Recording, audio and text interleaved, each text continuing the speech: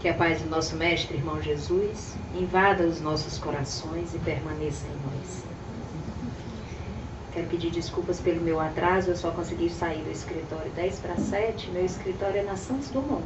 Então, pedi a Jesus que me helicopterizasse, que era para eu conseguir chegar aqui, e acabou dando certo, né?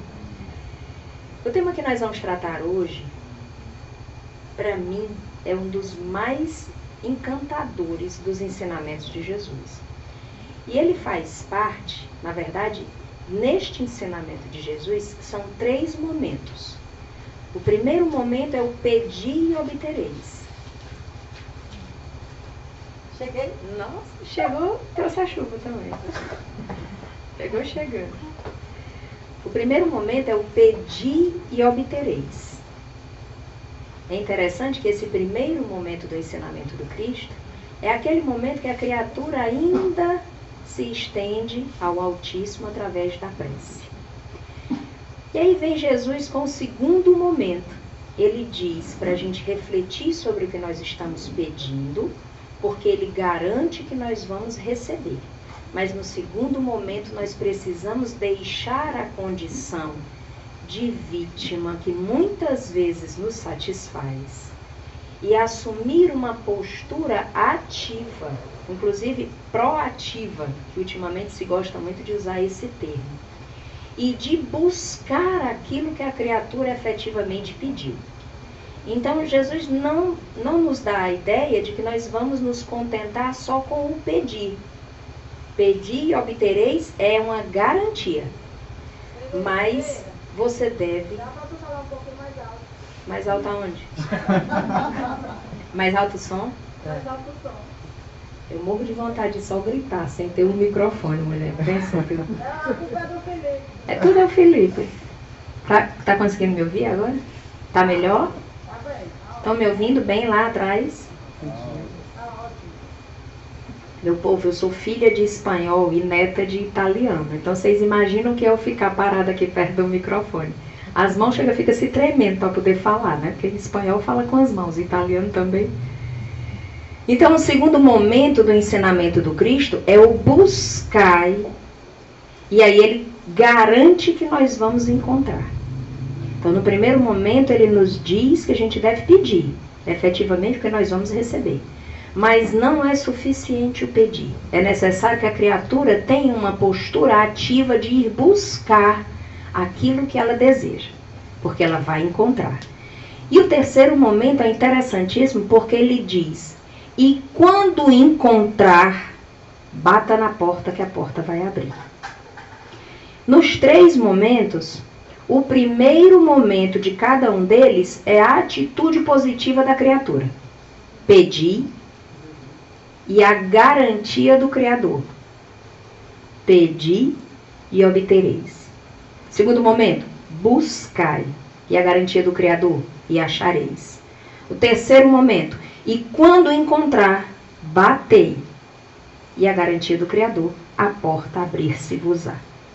Então eu acho interessantíssima essa proposta pedagógica do Cristo para nos mostrar que nós somos criadores do nosso destino. Não é a condição da criatura de ficar só orando, porque Deus garante que ela vai encontrar, ela vai atingir o que ela quer. Não é só isso. Tem um algo mais. Aí, se não ligar, não funciona. Né? O primeiro momento dessa apresentação, e é bastante curioso, é o momento que Zaqueu vai ao encontro de Jesus. Eu queria que vocês pensassem uma figura da nossa atualidade, que seria um homem rico, um homem de projeção, que passa na cabeça de vocês. Diga aí. Não, um homem, uma pessoa da atualidade, rica, uma pessoa que tem dinheiro. Verbalizem aí alguém. Silvio Santos. Quem mais? Edir Macedo. Quem mais? Quem?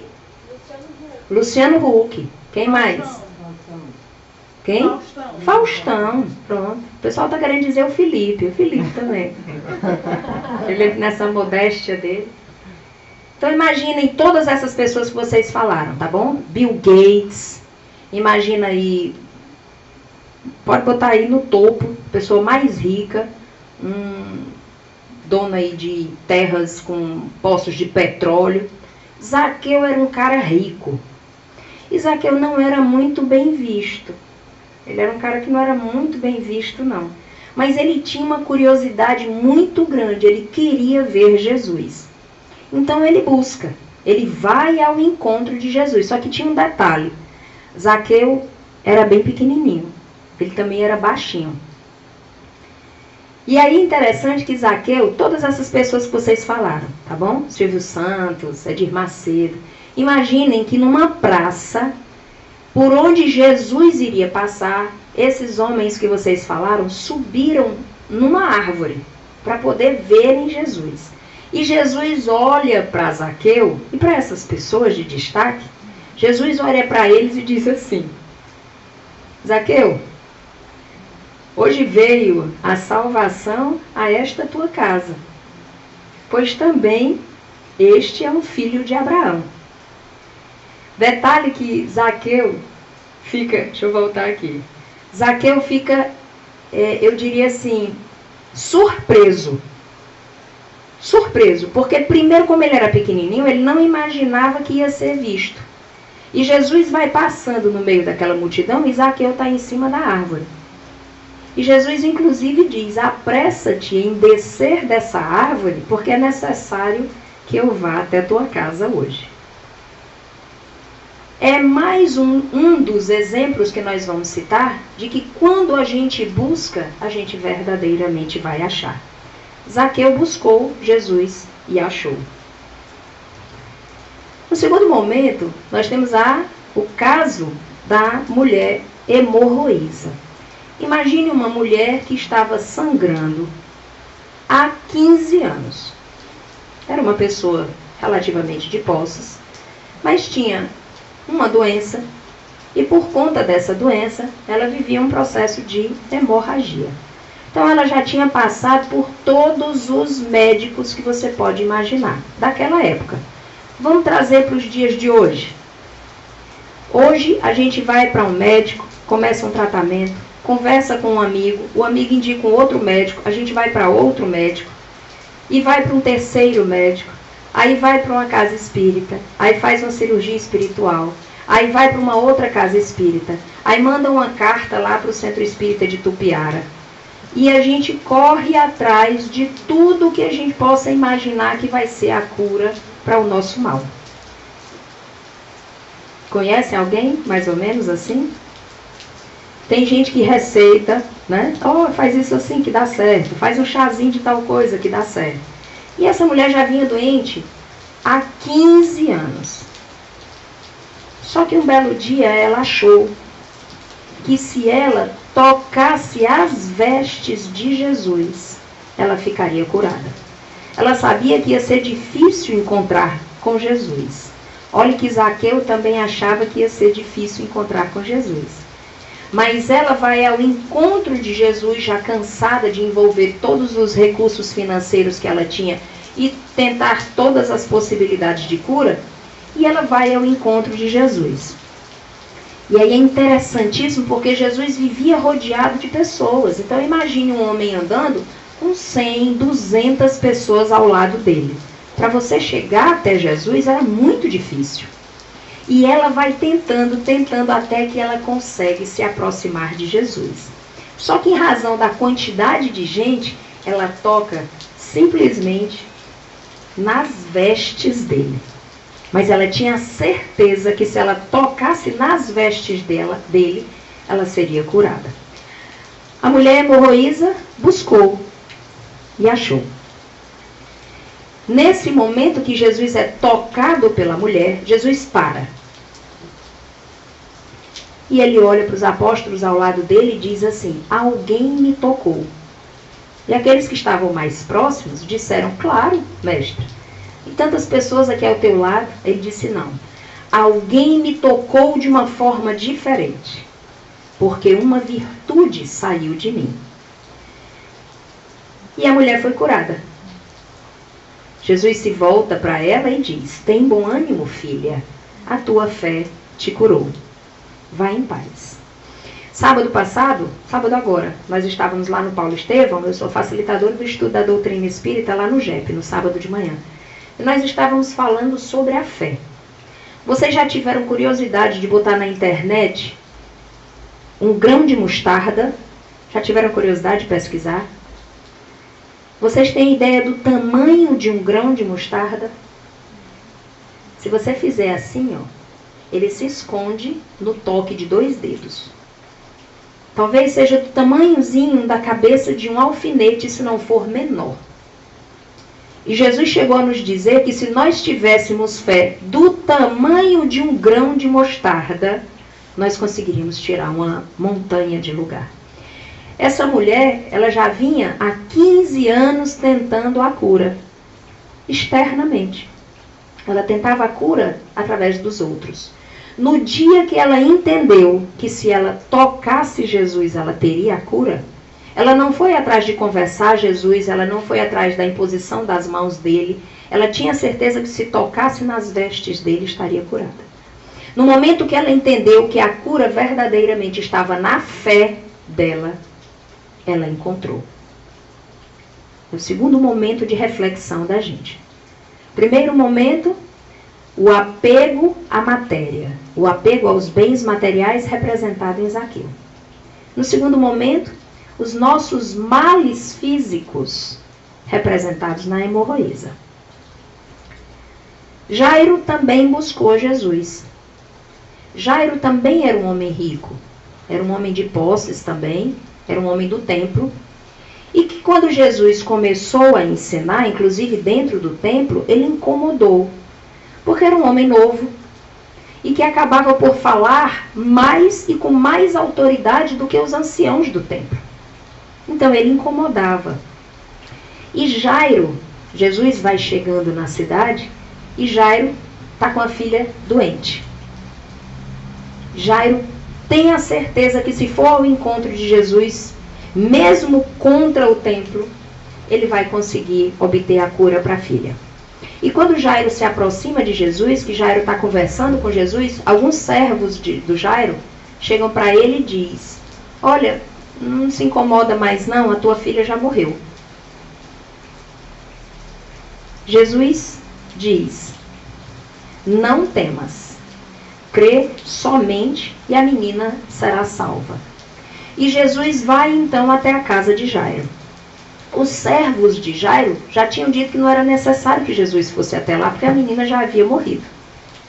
Mas como a fé de Jairo era imensa, e Jesus sabia que a menina não estava morta, só estava dormindo, Jesus se encaminha até lá, toma da mão da menina e ordena: levanta-te. Mais uma vez, a fé de Jairo mostra que é possível que quando nós efetivamente buscamos aquilo que nós desejamos, nós vamos obter, nós vamos encontrar. Nesse outro momento é interessantíssimo, porque o centurião romano, ele representa as organizações. Eu diria até a dureza, a inflexibilidade de certas organizações. O centurião, ele era um comandante de uma centúria. A centúria era um pelotão de 100 homens. Então, esse homem, ele estava acostumado a ordenar. Ele tinha autoridade na mão dele. Ele mandava e os servos dele obedeciam. Mas esse homem, ele tinha um servo de dentro de casa, a quem ele considerava não como servo. Ele tinha um afeto tão grande a esse servo que ele considerava como se fosse da família. E esse servo adoece. O centurião romano vai até o encontro de Jesus, também em busca da cura, não para ele, mas para o servo dele. E nesse momento, quando ele se encontra com Jesus, que ele conta o que está acontecendo, Jesus diz que vai até a casa dele. E o centurião diz: não, eu não sou digno que entreis em minha morada, mas dizei uma só palavra e eu tenho certeza que meu servo será salvo.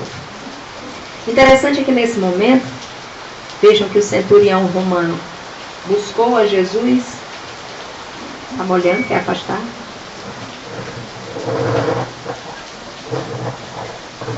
O centurião romano buscou a Jesus e achou. E maravilhou-se Jesus, ouvindo isto, e disse aos que o seguiam, que é quando o centurião diz, né? Não sou digno que entreis em minha morada, mas dizei uma só palavra, e o meu servo será salvo. E Jesus se maravilha com isso e diz para aqueles que o acompanham, em verdade vos digo que nem mesmo em Israel encontrei tanta fé. Se precisar...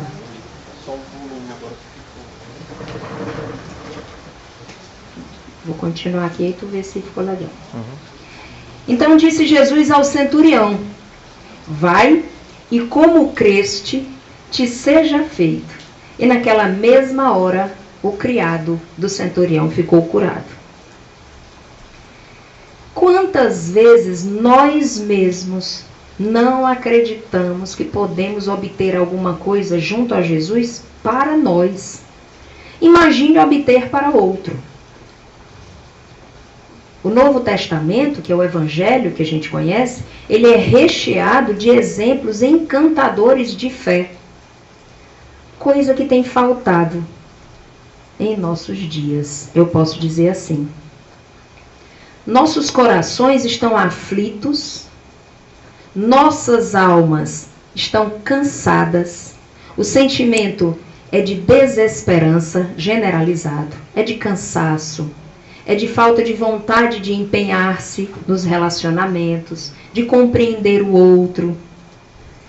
No geral, esses são os nossos sentimentos. Mas o Cristo já tinha nos dito, até antevendo o momento que nós estamos passando hoje, ele nos disse, vinde a mim todos vós que estáis cansados e oprimidos. Nós estamos cansados, nós estamos oprimidos. A opressão, essa aflição, eu poderia dizer que ela é representada hoje no alto índice de depressão e do extremo, que é o suicídio. O que é que está faltando para a criatura entender que o Cristo está nos esperando? Ele não pode fazer nada pela gente, ele só pode esperar que nós o procuremos. E é esse o ensinamento do tema. Buscai. A criatura hoje se coloca numa posição de só orar, de só pedir. E ainda tem um detalhe. Nós estamos querendo submeter Deus à nossa vontade. A gente faz um pedido e a gente quer que o nosso pedido seja atendido nos termos do nosso pedido e no tempo da nossa necessidade. Nós não conseguimos ver pelo olhar do Criador, óbvio, porque é um olhar bastante distante do nosso, mas nós precisamos entender que não podemos submeter Deus à nossa vontade. Nós precisamos submeter a nossa vontade a Deus. Entender que o tempo é o dele, que os propósitos são os dele. Quem aqui de vocês é pai e mãe? É um bocado de gente. Quem ainda não foi, se prepare. Vai ser. Levantou os olhos, olhou para cima, né? Quem sabe? No Sermão da Montanha, Jesus nos questiona, nos pergunta: acaso imaginais que Deus não conhece das necessidades de cada um de vocês? Acaso imaginais que Deus não sabe das tuas necessidades de beber, de comer e de vestir? Interessante é que Jesus fala das nossas necessidades naquele tempo: comer, beber e vestir. Necessidades materiais. Acaso imaginais que Deus não sabe das tuas necessidades? Olhai os lírios do campo, eles não tecem e não fiam. E nenhum rei na terra, nem Salomão, se vestiu tão dignamente quanto os lírios do campo. Olhai os pássaros dos céus, eles não plantam, nem colhem, nem ajuntam em celeiros. Jesus pegava as situações mais comuns do dia a dia da gente, da nossa vida, e nos dava ensinamentos grandiosos. Olhai os pássaros, eles não ajuntam em celeiros. nós tentamos ajuntar em celeiros. Nós vivemos para ajuntar em celeiros. E aí Jesus continua. E nenhum pássaro fica abandonado por Deus. Quando um pai, nós aqui, um pai imperfeito, atende um pedido de um filho, atende no melhor que ele pode fazer. Não é assim? Nós, pais e mães? Se um filho nos pede um pão, nós entregamos uma pedra? Não. Se um filho nos pede um peixe, nós entregamos uma cobra? Não. E nós que somos imperfeitos fazemos o melhor. Por que o pai, que é todo perfeição, não faria? Nós não temos nos esforçado para fazer a nossa fé se tornar pelo menos um grão de mostarda. Qual é a proposta então do Cristo? Abandone-se à providência divina. Tiverem curiosidade, peguem o Sermão da Montanha. Eu acho que é Mateus, não sei se é Mateus 5 ou é Mateus 12. Só botar na internet e pesquisar e faz uma leiturazinha rápida do Sermão da Montanha. Nessa passagem é o momento que Jesus nos chama a abandonar-nos à providência divina. Vou fazer um trabalho aqui com vocês. Vocês já tiveram a oportunidade de estar dentro de uma piscina e um filho de vocês na borda? O pessoal não balançou a cabeça, não passaram por isso, não? Passaram por isso? Vocês estão com sono. Eu vou já dar uns gritos aqui para vocês acordarem. Pois então, quem não passou, imagine a situação. Vê um pai ou uma mãe dentro da piscina e o filho na borda. O que é que o filho faz? Pula. Todo mundo concorda? Por que a gente não pula? Se o pai está de braços abertos a nos esperar, por que nós não pulamos? Onde foi que nós perdemos a confiança em Deus? Porque as crianças se jogam na piscina. Elas não querem nem saber se os pais estão perto. Porque elas têm certeza absoluta que quando elas se jogarem, o pai ou a mãe, se precisar mergulhar e nadar para ir até onde ela está, eles vão fazer isso. Por que nós não fazemos isso? Abandonar-nos à providência divina é isso. Fechar os olhos, ter a certeza que o Pai está de braços abertos a nos esperar e nos jogar. Essa postura ativa da criatura é que o Cristo nos chama a atenção.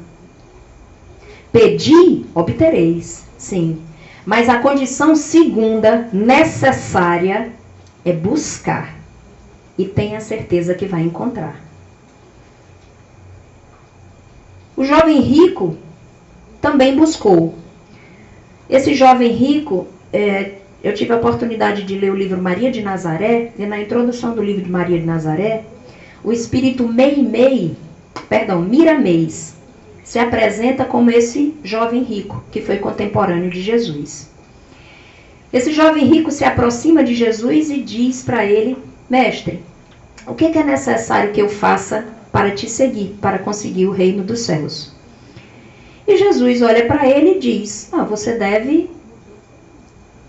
Aliás, até o rapaz diz: eu já tenho cumprido as leis, eu já tenho feito doações. Ele vem dizer que já tem cumprido as cerimônias religiosas, as obrigações religiosas desde novo, e que ele inclusive faz caridade.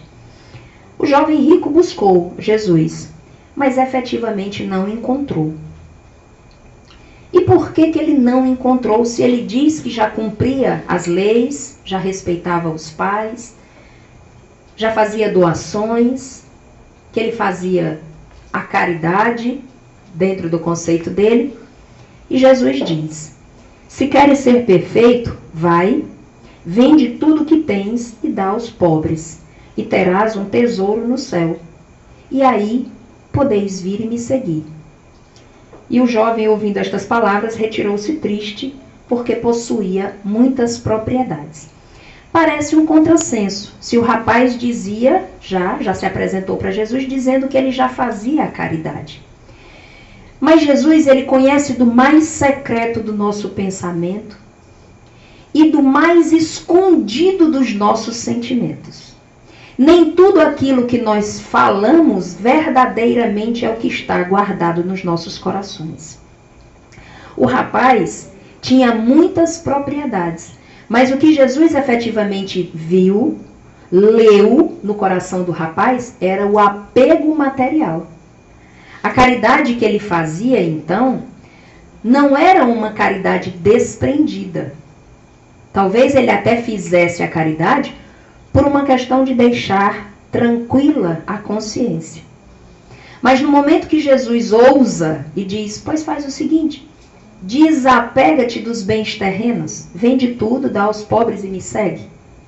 O rapaz se entristeceu, baixou a cabeça, refletiu, deu as costas e foi embora.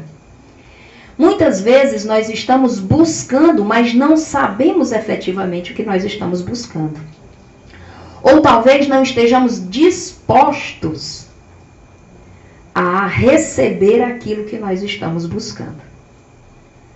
Quando nós pedimos, por exemplo, paciência a Deus, a gente imagina que vai receber um pacote no modelo Sedex, com um kit de paciência que você vai instalar, fazer o download, a instalação, e vai ser paciente, manso, tranquilo para o resto da vida. Quando você pede paciência para Deus, o que Deus te dá? Aquela figura abençoada que vem conviver contigo. Vem te mostrar exatamente quais são os pontos de ti que tu precisas mudar, para que tu adquiras a paciência que desejas. Quando a gente se propõe ao trabalho, Jesus, eu estou à tua disposição para o trabalho. Aí começa a surgir oportunidade do trabalho, mas tu está pensando numa coisa e o trabalho que está chegando para ti é outro. E muitas vezes a gente fecha os olhos para o que está chegando, porque o nosso olhar é o olhar daquilo que você desejou. Não é o olhar de Deus dando para você aquilo que você precisa, aquilo que você necessita. E Deus não nos dará nada além do que não podemos suportar. Absolutamente nada. Então o jovem rico buscou, mas efetivamente não encontrou.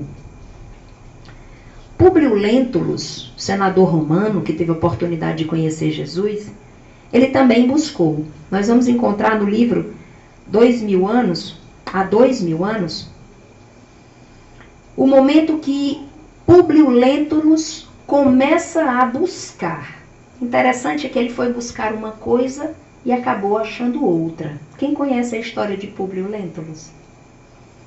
Você vai se lembrar que Públio vai ao encontro de Jesus praticamente amando da esposa, porque a filha estava doente.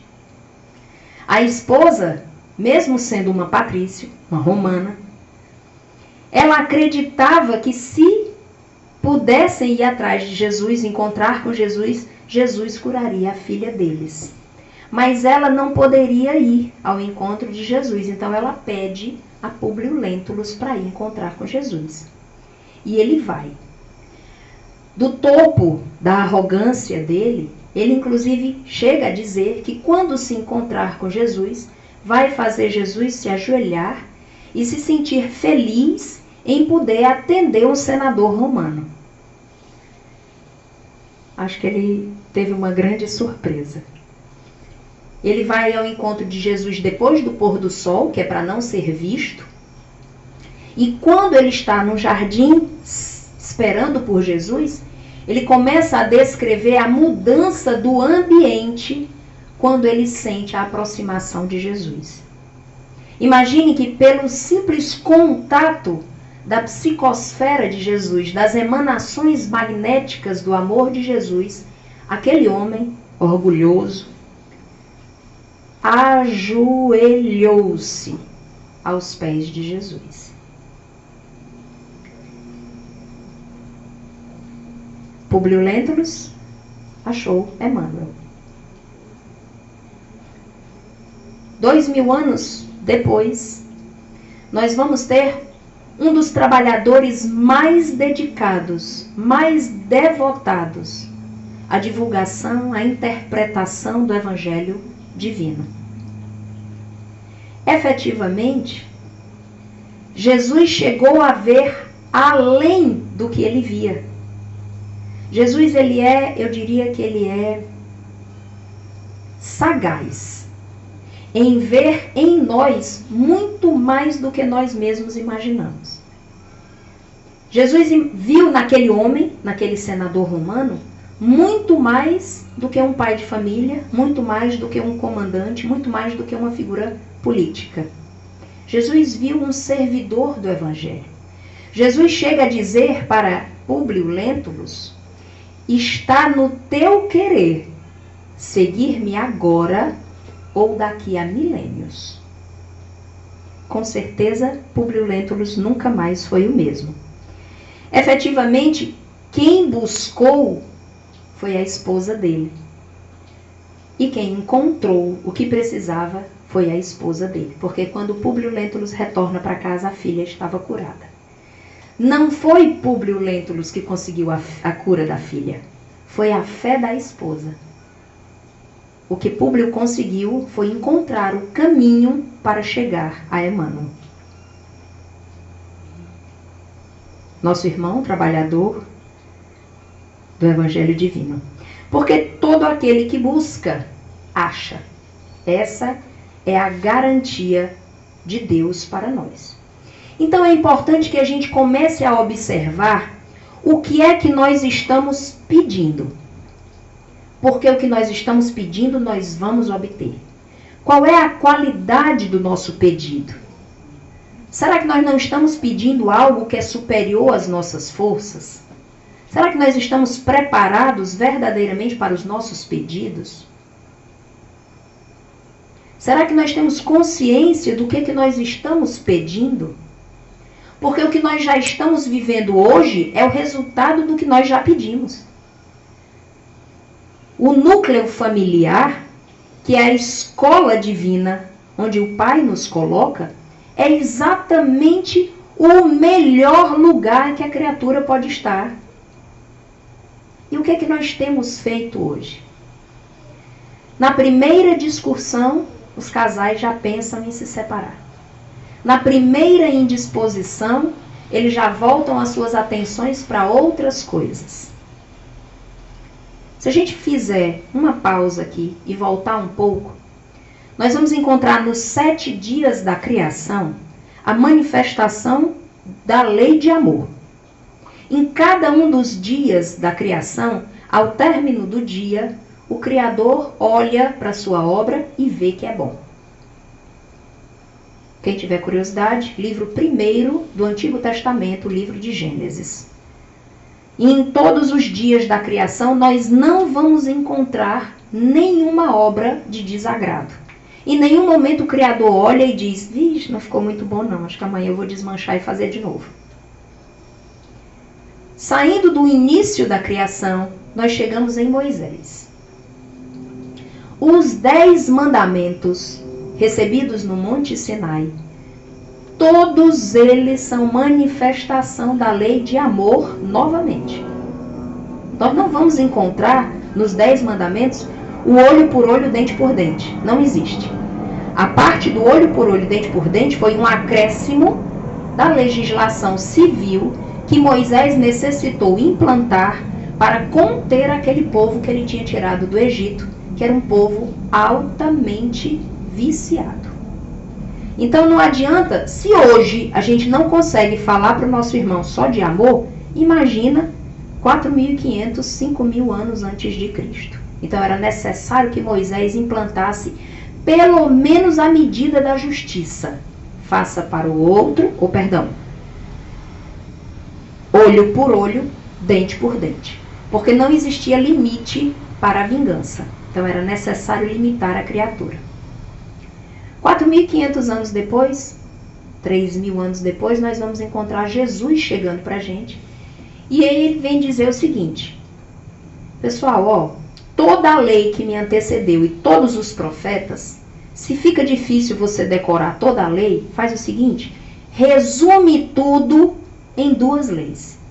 Ama a Deus sobre todas as coisas, que é a lei de adoração, e ama ao próximo na mesma medida que você se ama. É a 2ª lei.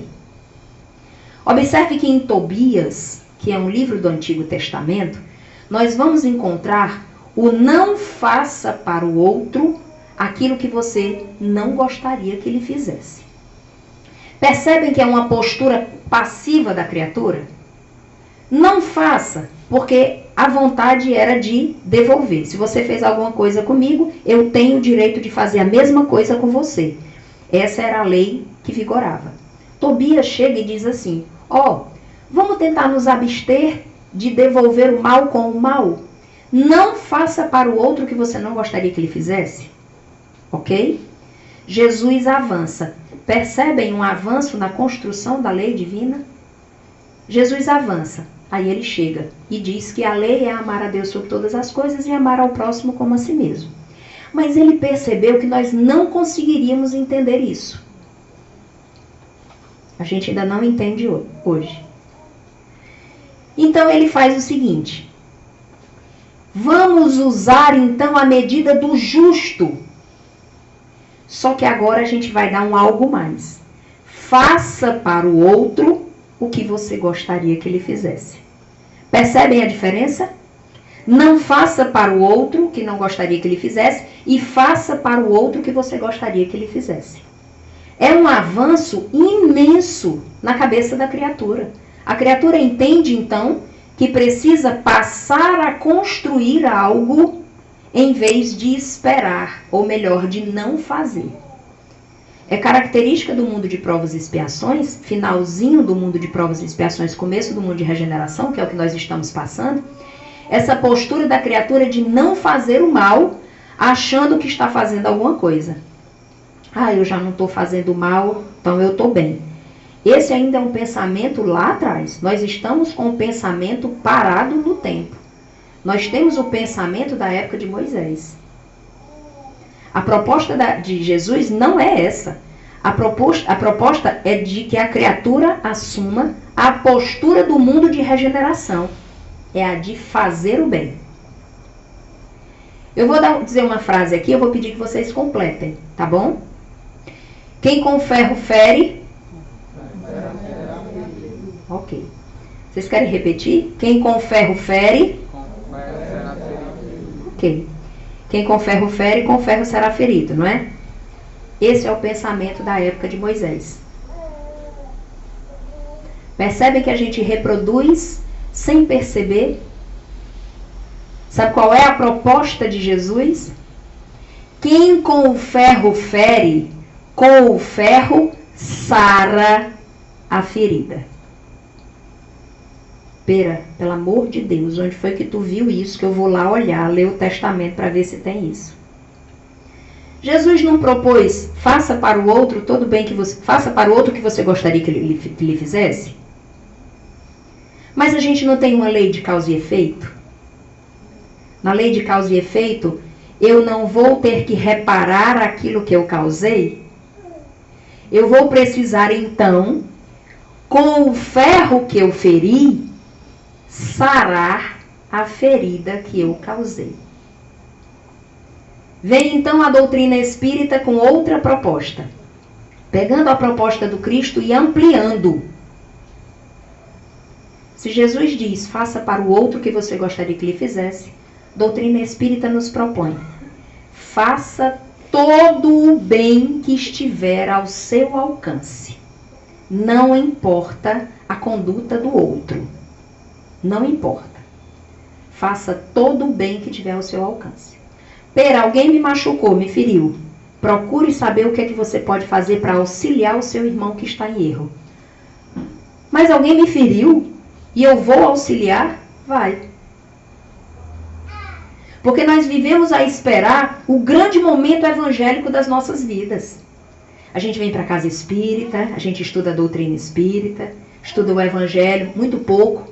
O espírita estuda muito pouco o evangelho. mas ele acha que vai surgir o grande momento evangélico da vida dele, em que ele vai realizar o evangelho e vai ser um divisor de águas. APDP, antes da pera, depois da pera. Vai ser o grande divisor de águas e vai ficar marcado na história do mundo aquele momento em que a pera realiza o evangelho. Lê do engano da criatura. Nós temos a oportunidade de realizar o evangelho todos os dias da vida, em todos os momentos, em cada momento que a gente se encontra com o outro. Inclusive o outro que é o motivo de lágrimas, o outro que é o motivo de inquietação, o outro que é o motivo de decepção, o outro que é o motivo de sofrimento. Porque esse é exatamente o grande momento evangélico da nossa vida que nós pedimos. E graças à misericórdia de Deus, nós obtemos. Significa então que o que nós precisamos fazer agora é buscar o quê? Realizar o evangelho na sua plenitude. Como? Fazendo para o outro o que eu gostaria que me fizesse. Porque só assim eu vou conseguir construir. Esse é o alicerce. Só assim eu vou construir verdadeiramente os pilares de sustentação do reino de Deus, que é o mundo de regeneração que está vindo por aí. Lá no Sermão da Montanha, então, Jesus diz: edifica primeiro o reino de Deus em vossos corações, e tudo mais vos será dado. Porque todo aquele que busca, acha. Procuremos por ele. Busquemos por ele. Imagine um irmão mais velho que atingiu o topo da escala evolutiva dos espíritos. O topo da escala dos espíritos puros. Reúne nele todos os saberes, todos os sentimentos. Tudo que nós estamos vivendo, ele já viveu. Ele sabe exatamente o que é que nós estamos passando, quais são as nossas dores, quais são os nossos sofreres, as nossas ansiedades, as nossas inquietudes, as nossas limitações. Ele conhece. Busquemos então, a Jesus, e nós vamos encontrá-lo. Muita paz, meus irmãos.